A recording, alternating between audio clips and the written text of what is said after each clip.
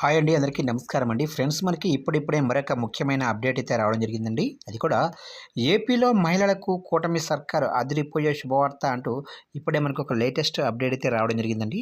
అయితే ఇందుకు సంబంధించిన పూర్తి వివరాలు అయితే మన వీడియోలో తెలుసుకుందామండి. ఆ శుభవార్త ఏంటనేది వీడియో మాత్రం ఎక్కడ స్కిప్ చేయకుండా చూడండి ఫ్రెండ్స్. అప్పుడు మనకి పూర్తి సమాచారం అయితే తెలుస్తుంది.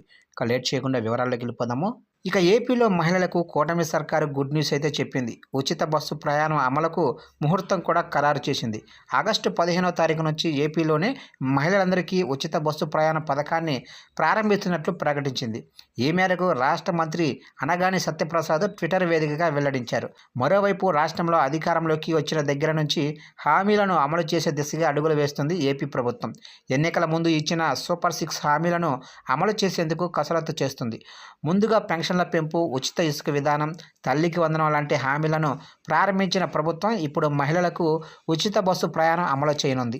చూశారు కంటే మొత్తం మీదుగా ఏపీలో మహిళలకైతే రాష్ట్ర ప్రభుత్వం శుభవార్త అయితే చెప్పిందండి. ఇదైతే ఆగస్టు 15వ తారీఖు నుంచి మహిళలందరూ కూడా ఉచిత బస్సు పథకాన్ని ప్రారంభిస్తున్నట్లు ఏపీ రాష్ట్ర ప్రభుత్వం కీలక ప్రకటన అయితే విడుదల చేసింది ఫ్రెండ్స్. చూశారు ఫ్రెండ్స్, అప్డేట్ నచ్చినట్లయితే లైక్ చేయండి.